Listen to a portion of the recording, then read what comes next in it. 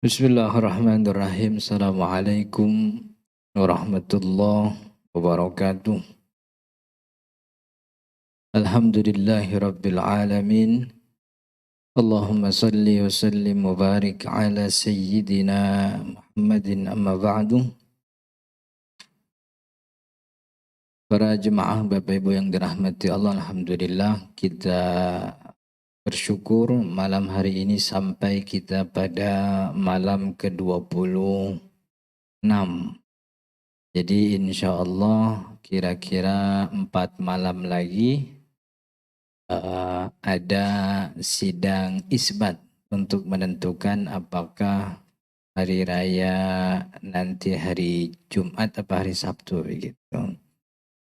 Jadi mudah-mudahan Bapak Ibu malam ini udah pada punya duit buat lebaran gitu ya. Karena tinggal 4 hari lagi soalnya. Udah nyiapin THR buat ponakan. Amin ya Rabbal. Kita lanjutkan karena di pertemuan 2 malam yang lalu kita membahas tentang surat Al-Baqarah 184 tentang dispensasi orang-orang yang dibolehkan oleh syariat untuk tidak berpuasa dan gantinya. Wa 'alal ladzina yutiqunahu fidyatun. Kan dari situ, faman kana minkum maridhon, siapa orang yang sedang dalam keadaan sakit, au ala safarin, atau dalam perjalanan, sakit dalam perjalanan, fa'iddatun, maka ganti puasanya. Puasanya ganti ayyamin ukhor, di hari yang berbeda. Nah, hari yang berbeda itu tentu setelah keadaannya berubah. Artinya dia tidak sedang dalam safar lagi. Orang yang sakit sudah dalam keadaan sehat. Gitu. Maka ganti. Dan tidak bisa diganti dengan selain qadha. Jadi nggak bisa diganti bayar fidyah. Bisa. Jadi hanya qadha saja. Karena memang begitu disebutkan dalam Al-Quran. Di hari yang berbeda. Hari yang berbeda itu tentu dikecualikan hari Idul Fitri tanggal 1 dan juga tanggal 10 Zulhijjah, 11, 12 dan 13 hari tasyrik itu. Jadi selain hari-hari itu silahkan. Orang bertanya, kalau orang mau puasa Syawal Ustaz, punya qadha Ramadan, mana yang didahulukan? Pertanyaannya, kalau pertanyaannya boleh atau tidak, ya jawabannya boleh. Artinya boleh mendahulukan, boleh puasa sunnah dulu, kemudian qadha belakang. Cuman kalau pertanyaannya mana yang lebih baik? Yang lebih baik itu mendahulukan qadha. Qadha dulu dibayar, begitu baru kemudian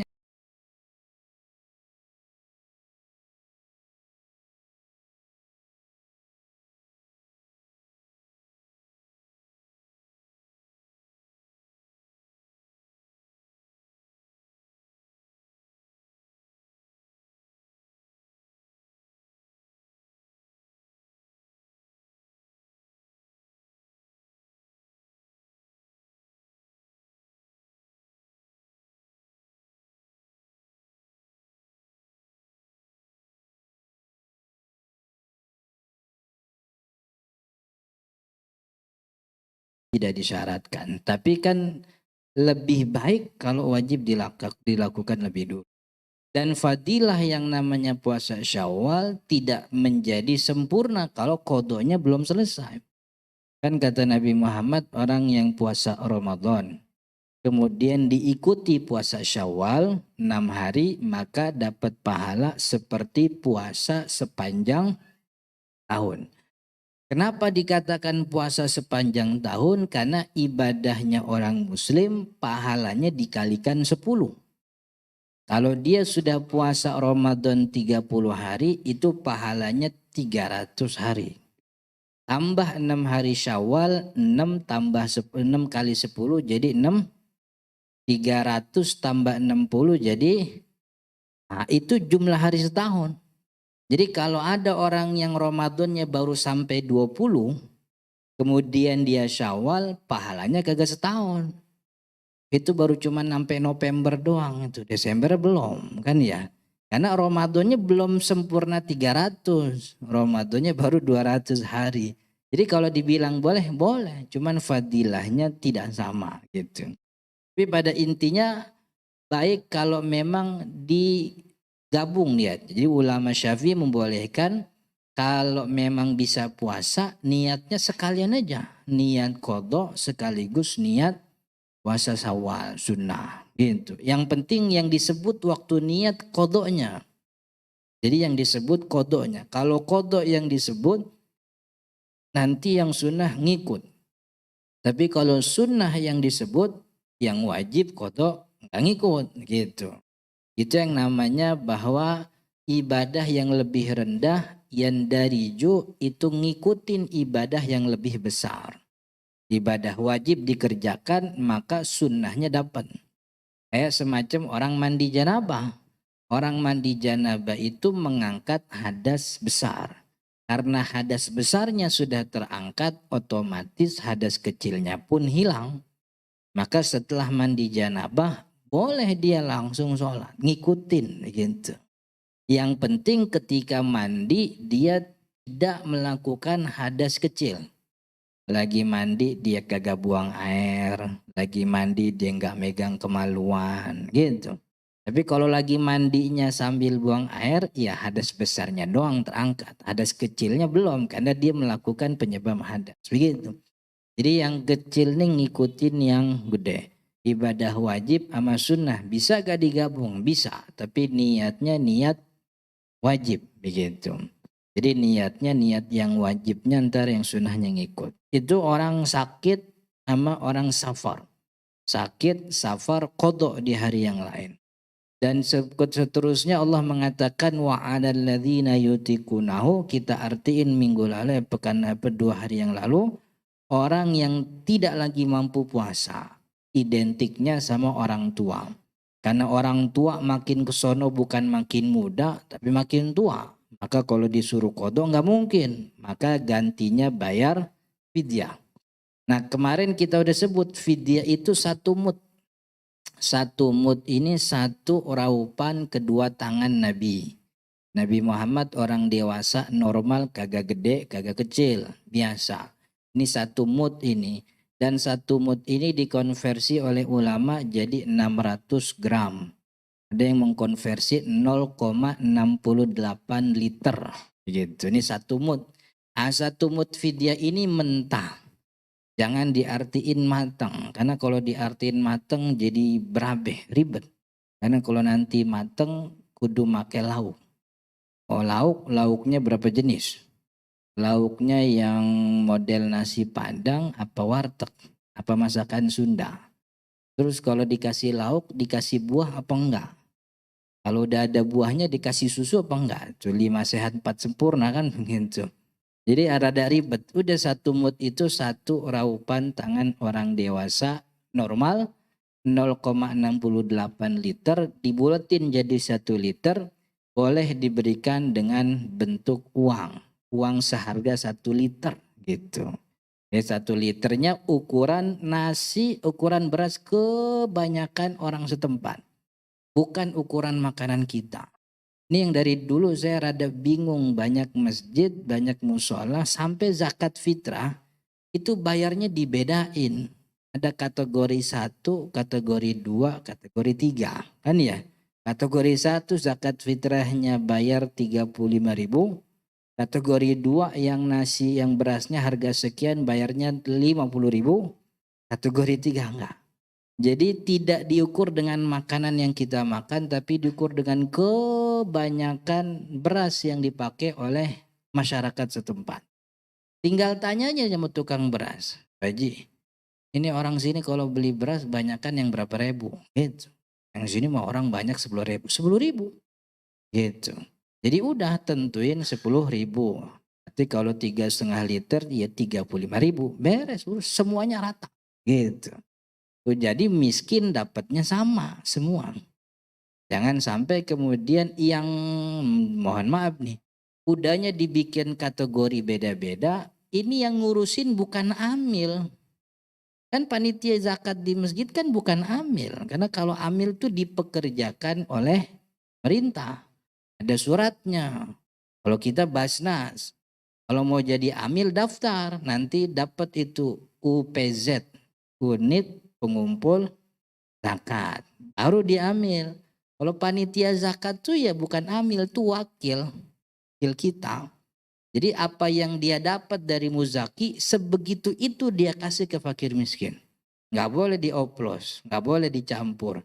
Terima segitu, kasih segitu. Itu panitia, karena wakil. Kan ya, masa panitia zakat habis lebaran ada pembubaran? Gitu. Karena ada besok. Pembubaran jalan-jalan ke puncak biasanya begitu. Itu villa pakai duit zakat lagi bayarnya. Itu pengurus mana itu kayak gitu.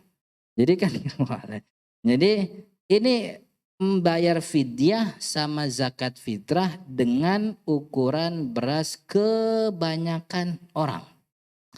Jadi yang bayarnya pakai ukuran makan kita itu denda sumpah, kafarat sumpah. Orang sumpah nih demi Allah nih begini gini, ternyata salah. Maka dia batalkan sumpahnya, kafaratnya puasa 3 hari. Kalau nggak mau puasa 3 hari berturut-turut, ngasih makan 10 orang miskin seukuran makanan dia. Tuh, itu yang kafarat sumpah. Tapi kalau fidyah sama zakat fitrah, ini harganya seukuran kebanyakan orang setempat. Bukan pakai kita. Jadi karena bayarnya rata, panitianya enak. Tinggal yang bayar 200 orang. Miskin kita di sini ada 100 orang. Oh berarti satu miskin dapat 2 zakat orang. Kan begitu. Beres urusan. Gitu. Ini udahnya bukan amil dioplos. Udahnya dioplos disisain buat panitia.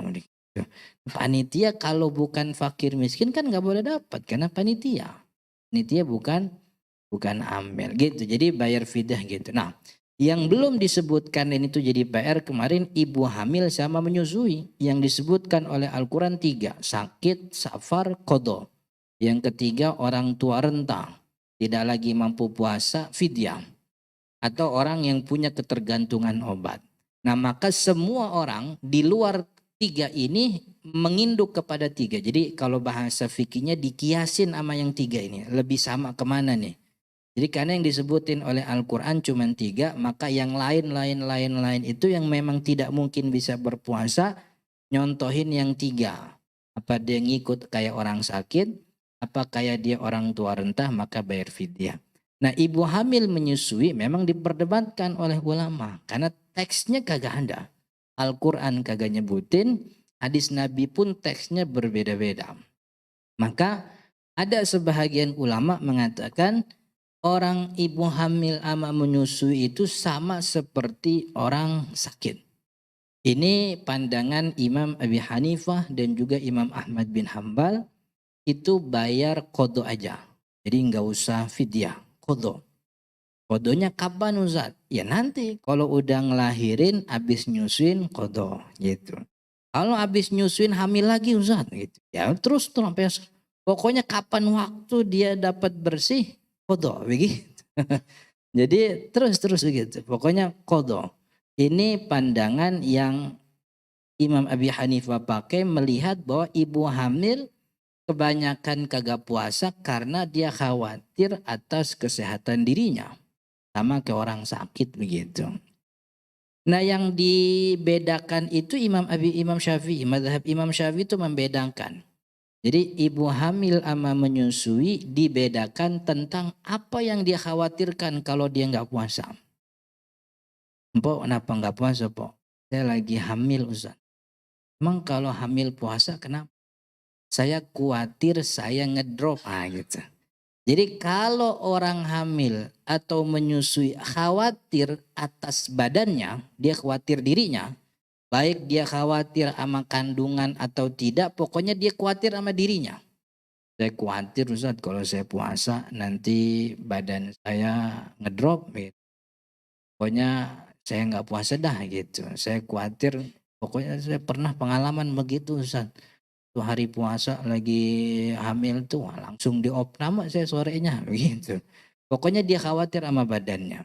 Maka karena dia khawatir sama badannya, ini mirip kayak orang sakit. Qadha nanti begitu. Jadi ngikutin teks Al-Qur'annya begitu. Karena kayak orang sakit qadha. Tapi kalau dia khawatir hanya kepada oroknya saja, ditanya, Pak Haji kenapa nggak puasa? Saya lagi nyusuin Ustaz. Emang kalau puasa kenapa? Kesian orok saya. Emang kenapa? Orok saya baru 1 bulan Ustaz. Emang lagi nyusunya kalau saya puasa ntar rasanya ambar susunya jadi kasihan gitu. Emang kagak khawatir sama diri sendiri. Nggak usah mikirin buat saya Ustaz, saya buat orok aja begitu. Buat orok aja. Kalau dia khawatir sama bayinya saja. Khawatir Ustaz nanti kandungannya gugur. Ini anak saya udah tungguin sekian tahun datang alhamdulillah saya nggak mau gugur lagi. Khawatir sama kandungannya aja, khawatir sama oroknya aja, maka kan dikata orang sakit bukan. Karena dia kagak khawatir sama badannya. Dikata orang tua renta, masih cakep itu perempuan gitu. Masih demplon lagi kan begitu. Ini ngikutin mana nih? Orang sakit bukan, orang tua renta juga tidak. Maka itu kata ulama Syafi'i yang khawatir hanya kepada oroknya saja, ini bayarnya 2. Qadha juga, fidyah juga, begitu. Kenapa? Qadha karena kagak puasa. Fidyah karena sebab dia mengkhawatirkan jiwa yang bukan jiwanya dan itu bingung kita ngikut yang mana kan begitu. Makanya dikenakan 2 kewajiban. Qadha juga, fidyah juga gitu. Mau fidyah duluan boleh, mau qadha duluan juga nggak ada masalah. Ini kalau memang khawatir sama oroknya aja gitu. Tapi kalau udah denger kayak gini biasanya khawatir sama badannya juga gitu. Karena kalau orok dua-duanya repot itu gitu. Kata Pak Ustadz khawatir sama badan aja dah gitu. Biar qadha aja gitu. Itu ulama Syafi'i. Jadi ulama Syafi'i melihat kehati-hatian. Karena ini tidak seperti orang sakit juga tidak sama seperti orang tua. Tapi nggak puasa. Maka dibebankan 2 hal gitu. Termasuk ulama Syafi'i juga mewajibkan fidyah pada orang yang nunda sampai masuk Ramadan selanjutnya. Ini nggak ada di pandangan ulama lain. Syafi'i doang yang punya begitu. Orang punya utang puasa 10 hari. Sampai masuk Ramadan selanjutnya 10 harinya belum diqadha. Maka kewajiban 10 hari qadha bertambah plus 10 fidyah. Jadi qadha juga fidyah. Jadi fidyahnya karena sebab keterlambatan yang disengaja. Beda kalau terlambatnya nggak sengaja, terlambatnya ditunda ya karena masih sakit. Ibu hamil kan masuk tahun selanjutnya dia nyusuin jadi nggak sempat qadha. Berarti itu penundaannya karena ada uzur. Ini penundaannya nggak ada uzur. Maka itu masuk Ramadan selanjutnya wajib bayar fidyah sesuai dengan hari yang ditinggalkan. Nah ini pandangannya mazhab Syafi'i begitu.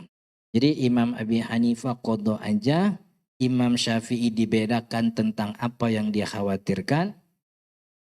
Imam Malik rahimahullah ini mengatakan fidyah saja. Imam Malik. Jadi yang bilang orang hamil ama menyusui gantinya fidyah aja. Bayar miskin ganti kasih makan seukuran 1 mud itu Imam Malik. Berdasarkan riwayat daripada Sayyidina Ibnu Abbas radhiyallahu an ketika beliau mengomentari ayat wa 'alal ladzina yutikunahu fidyatun tu'amu miskin. Beliau mengatakan wa hadza lil ajizi walil murdi'i wal hamil. Ini ayat untuk orang yang kagak lagi mampu puasa termasuk di dalamnya ibu hamil ama menyusui. Begitu. Ini pandangan fidyah aja. Jadi orang nanya, emang ada Ustaz yang bilang cuman fidyah doang? Itu pandangannya Imam Malik. Berdasarkan riwayat Sayyidina Ibnu Abbas. Imam Ibnu Jarir At-Tabari kitab tafsirnya dijelasin panjang begitu. Kenapa disamakan seperti orang orang tua? Karena ibu hamil menyusui memang waktunya panjang. Dalam arti kemungkinan untuk qadha tuh susah. Hamil 9 bulan, habis 9 bulan Atau mungkin ada yang lebih tuh. Dalam pandangan ulama kita hamil tuh minimal 6 bulan, paling lama 4 tahun. Karena ada tuh kasus di mana ibu hamil itu ngandung sampai 4 tahun. Ada tuh.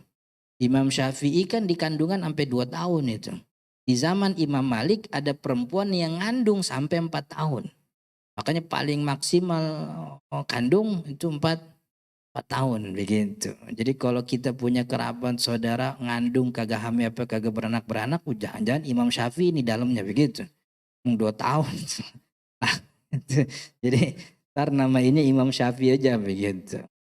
Jadi karena ibu hamil lama, nanti setelah hamil dia punya kewajiban menyusui. Dan menyusui itu maksimalnya kan 2 tahun. Jadi orang kayak gini seperti orang tua yang tidak lagi mampu berpuasa karena memang tidak punya kesempatan. Apalagi kan orang kita kan habis hamil nyusuin, habis nyusuin dia hamil lagi. Bisa hamil nyusuin begitu terus. Jadi jarak anaknya tuh 2 tahun, 2 tahun, 2 tahun. Rajin begitu. Bapaknya emang rajin. Saya mau begitu tuh. Rajin banget itu dia bikin anak. Jadi emang begitu. Maka ini sama seperti fidyah. Justru kalau kita wajibkan qadha ini memberatkan. Kata Imam Malik begitu. Maka diwajibkannya cukup bayar fidyah saja. Itu 3 pandangan dari para ulama. Maka kalau mengikuti salah satunya bagi saya sah-sah saja. Yang penting ada rujukan, ada tanggung jawab. Kalau saya ditanya, saya tidak merekomendasikan kecuali mazhab Imam Syafi'i. Jadi setiap saya ditanya sama orang, datang ke rumah, nelpon, di WhatsApp, nanya, jawabannya selalu pakai pandangan Syafi'i. Karena itu yang dipelajari, saya pelajarinya itu. Ya. Tapi karena ini zaman udah terbuka begitu ya, zaman udah terbuka informasi di mana-mana ada, maka perlu dijelaskan nih sumber pandangannya dari fulan. Tapi apa diamalin? Saya sih enggak begitu. Saya cuma ngamalinnya pandangan mazhab Imam Syafi'i sebagai bentuk tanggung jawab. Saya tanggung jawab nih atas pandangan Syafi'i. Kalau bukan Syafi'i saya enggak tanggung jawab. Karena belajarnya begitu runutannya begitu. Tapi sebagai pengetahuan kita tahu, oh jangan-jangan emang gurunya orang Imam Malik. Jadi nganjurinnya bayar fidyah jam. Nah selain ibu hamil menyusui, bagaimana kalau ada perempuan yang menyusui tapi bukan anaknya, bukan anak kandungnya. Apa dapat keringanan Ustaz? Jadi ada ibu yang menyusui anak orang lain. Katakanlah memang dia di situ dikenal oleh masyarakat punya susu yang cukup banyak. Jadi orang-orang di situ yang kekurangan susu datang ke beliau misalnya. Orang yang menyusui anak bukan anaknya, kata Imam Taqiyuddin Alis nih, ada kitab namanya Kitab Kifayatul Akhyar, itu dapat keringanan yang sama. Karena yang jadi standar boleh kagak puasa bukan nyusuin anak kandung, yang jadi standar itu menyusuinya. Karena kelelahan itu, bahaya fisik itu dihasilkan atas menyusui, baik anak kandung atau bukan anak kandung. Tapi Imam Ibnu Taqiyuddin Alis ini pandangan Syafi'i mensyaratkan bahwa menyusuinya itu sukarela. Jadi bukan dibayar. Jadi kalau kita punya saudara, dia lihat, dia bilang sama suaminya, bang, itu adek lu kesian, susunya kagak ada, udah anaknya kita aja nyusuin gitu. Kan kita, lu aja, gue mah gak bisa kan gitu, iya saya aja begitu, aja yang nyusuin. Jadi ponakan dia yang nyusuin, kalau dia nyusuin pas kebetulan Ramadan, boleh dia gak puasa. Karena nyusuinnya sukarela. Tapi kalau dibayar kan gitu. Ada yang emang ngasih tarif dia begitu. Sampai buka kios gitu menerima susuan anak yang emaknya kagak punya susu begitu. Itu gak dapat keringanan. Karena dia memang menjadikan itu sebagai penghasilan. Sebagaimana diberi keringanan karena tidak ada kembali yang dapat dia dapatkan. Saya nyusuin dapat apa ini, cuman dapat capek doang, dapat nggak usah puasa nggak apa-apa gitu. Saya gak puasa ini nyusuin tapi kan dapat duit, gitu. Maka kalau dia ini ada tarifnya, nggak dapat keringanan. Begitu. Beda cerita kalau habis nyusuin dikasih duit. Awalnya sih kagak, nyusuin aja. Cuman karena ibunya kagak enak gitu, akhir bulan dikasih lah gitu. Pak Haji nih makasih ya udah nyusuin anak sedikit. Enggak, itu enggak, bukan minta tarif namanya. Tapi kan emang diberi hadiah. Jadi ibu hamil menyusui antara tadi tuh. Apa dia khawatir sama bayinya atau dia khawatir sama badannya. Tapi kalau dia menyusui anak yang bukan anaknya dapat keringanan dengan catatan itu suka rela. Saya kira cukup materi kita tentang dispensasi Ramadan. Ini ada tanya jawab apa enggak? Boleh. Kalau ada mau tanya jawab Dua silakan. pertanyaan saja. Jadi biar ini nih. Karena kata Ustadz Dadang kajiannya sampai jam 8.15. Ini belum 15 masih jam 8. Dipersilakan khususnya kepada ibu-ibu. Bahasanya adalah wanita menyusui dan wanita. Ada yang mau ditanyakan? Ya, Ahwat? Ya, kalaupun yang belum menikah, barangkali nanti kita menikah mengalami hal seperti itu. Jadi, silakan. Kalau begitu, Ikhwan, Bapak ada yang mau ditanyakan? Ya, pasti istrinya yang akan. Assalamualaikum warahmatullahi wabarakatuh. Saya mau menanya,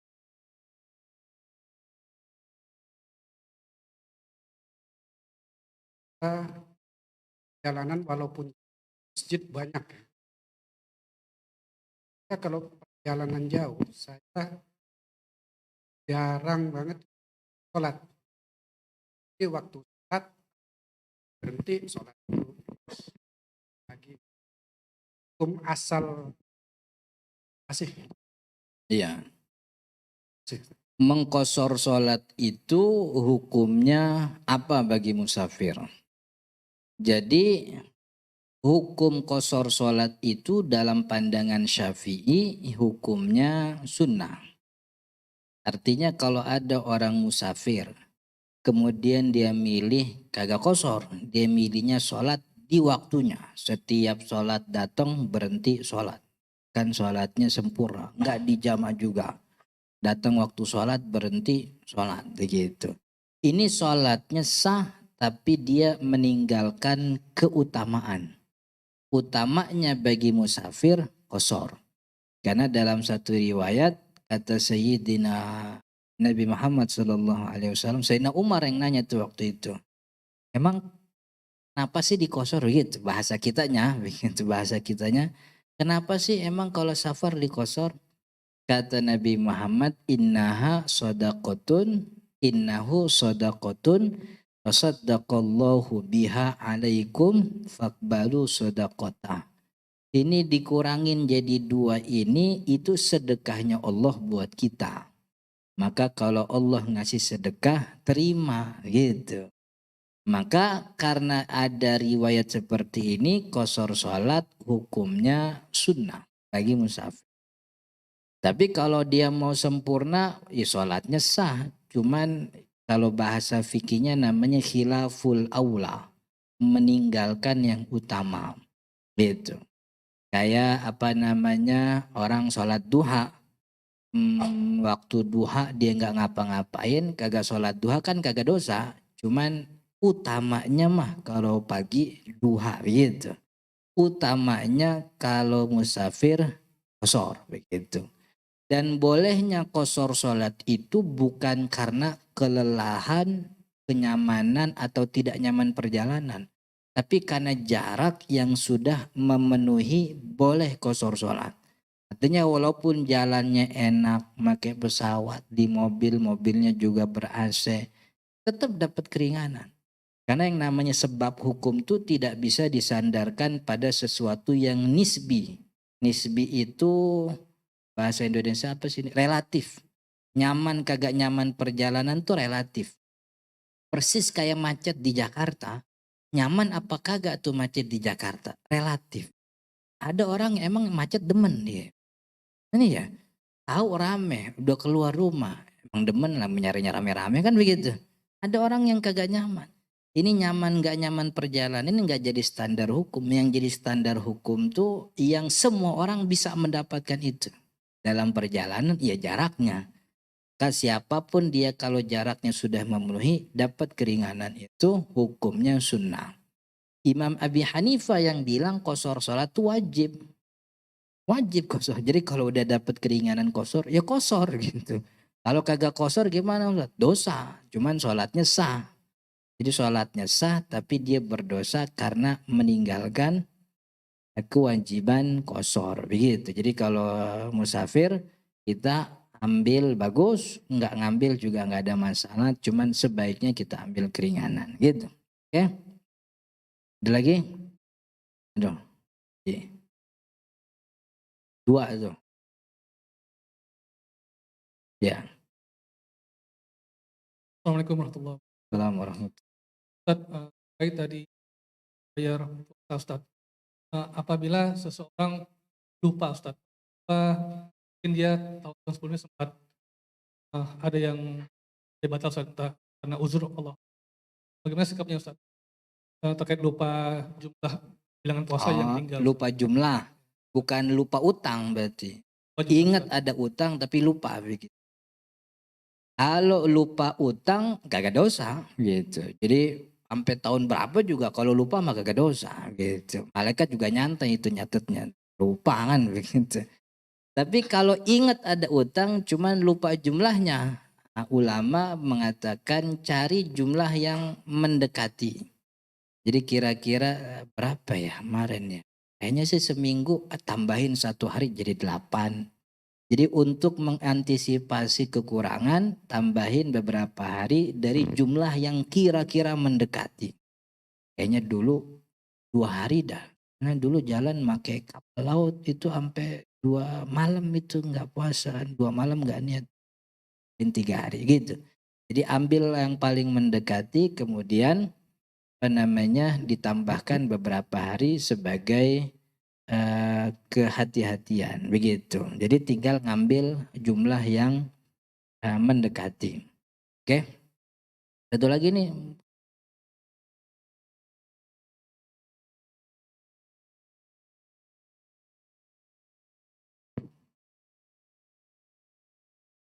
Assalamualaikum. Assalamualaikum warahmatullahi wabarakatuh. Saya nggak bisa bicara dengan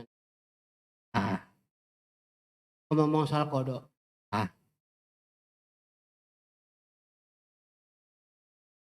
Ini sholat yang nggak pernah boleh nggak dikodok itu? Lu masih muda kan saya lalai. Gimana? Katanya ada bilang dikodok katanya. Ya. Bagian orang juga menyebut nggak perlu ada perintah kodok sholat begitu. Yang mana nih? Bingung saya. Assalamualaikum. Dulu ngajinya bagaimana? Katanya kodok apa enggak?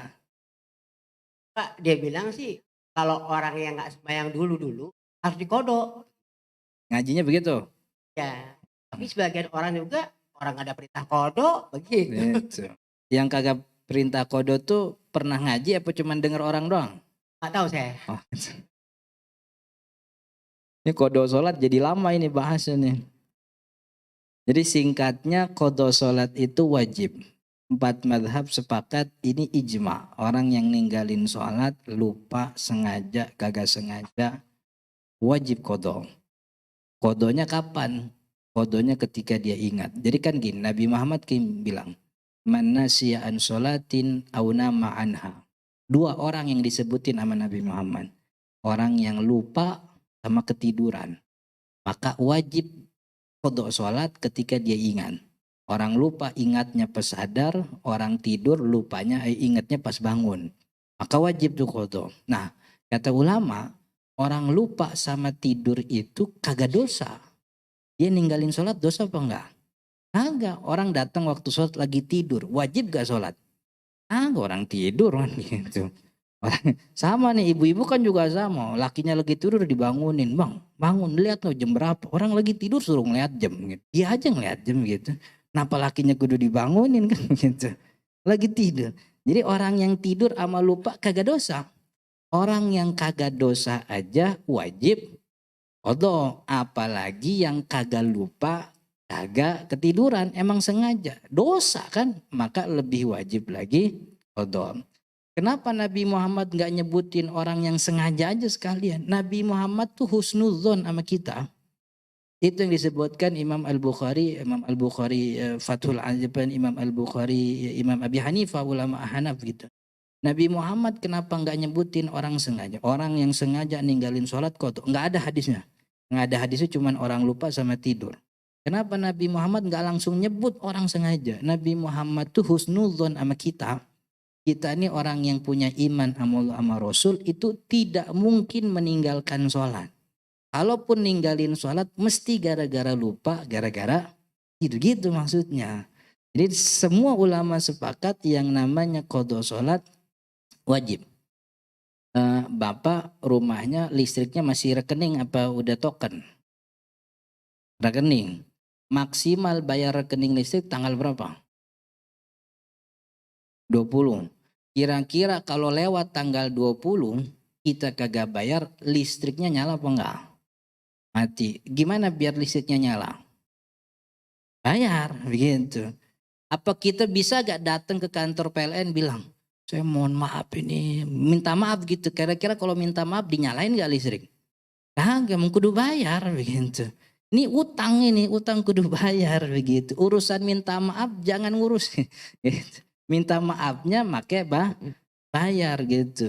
Saya punya utang nih sama Bapak 5 juta. Kata Bapak, Ustadz kira-kira kapan mau bayar?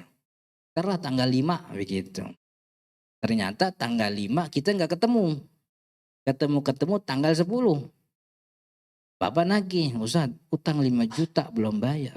Emang dulu janjinya tanggal berapa? Tanggal 5. Sekarang tanggal berapa? Tanggal 10. Ya udah lewat waktunya gitu. Boleh begitu? Kan yang kayak gitu orang enaknya dicakar itu kan ya. Jadi walaupun waktunya udah lewat, qadha sholat tetap wajib. Jadi yang bilang qadha sholat tidak wajib ini dengan segala hormat ini pandangan Imam Ibnu Taimiyah. Dan itu bukan pandangan 4 mazhab fikih. 4 mazhab fikih sepakat qadha sholat. Kapan qadha sholat? Udah lama Ustaz, tahunan. Ya udah qadha sekarang aja.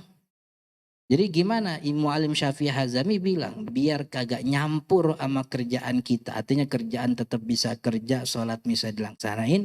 Setiap habis sholat lagi. Itu. Sebenarnya qadha sholat mau dirapel 1 hari semuanya begitu. Zuhur, asar, maghrib, isya, subuh, zuhur. Begitu terus diulang. Nyari hari di mana kosong. Sabtu minggu nih dari habis subuh, zuhur, asar, maghrib, isya, subuh, zuhur. Begitu terus hari. Pas kebetulan mertuanya nyampe ke rumah nengokin cucunya gitu. Dia lihat mantu gua rajin banget sholat gitu. Sampai sore mertua mau pulang dia. Mantu gua masih sholat tuh kayak mau jadi wali nih begini. Dibisikin sama anak tuh sholat qadha 2 tahun katanya. Nah kagak jadi wali udah. Jadi sholat qadha dirapel boleh. Cuman kan repot tuh. Maka kata Mu'alim Syafi'i Hazami. Tiap hari aja. Berapa kemarin ninggalin sholat? 2 tahun. Ya bikin selama 2 tahun ini. Sholat lagi. Begitu. Karena ini utang. Kewajiban ini utang. Dan utang kepada Allah lebih utama untuk dibayar. Perempuan datang, anak laki datang ke Nabi Muhammad nanya. Ibunya pernah nazar belum dibayar, udah meninggal. Gimana ya Rasul? Saya bayarin nih. Kata Nabi Muhammad, kalau emak kamu punya utang, ente bayar gak? Saya bayar. Ya utang sama Allah lebih utama untuk dibayar. Ini sholat ini kewajiban. Hilang waktunya kewajibannya masih nempel. Kapan ini biar bisa turun? Dikerjain. Begitu ya qadha sholat wajib menurut pandangan ulama 4 mazhab.